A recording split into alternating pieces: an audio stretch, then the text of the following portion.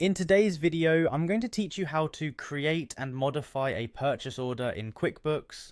Opening up QuickBooks can seem a bit daunting at first, but don't worry. I'm here to guide you through it step by step, and by the end of this tutorial, you'll feel a lot more confident managing your purchase orders. First things first, we need to access QuickBooks. Head over to your login page and click on Sign In.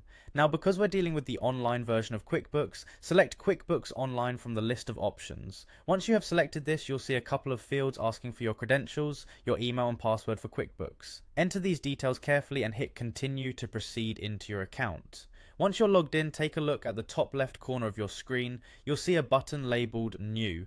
Go ahead and click on it. This is your gateway to various actions within QuickBooks. When you click New, a drop-down menu will appear, showcasing different options. From here, choose Purchase Order, which is the task we're focusing on today.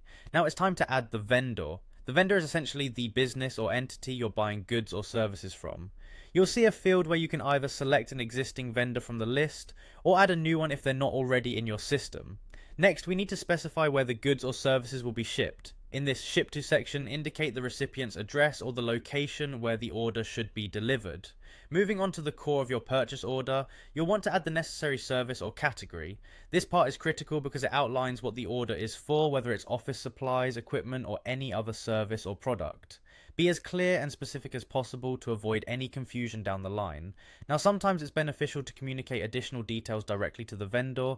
If there's any specific message or memo you'd like to include with the order, now's the time to add it. There's a section designated for just that, allowing you to provide clarifications or special instructions that might be necessary to accompany your purchase order. We've nearly finished creating the purchase order.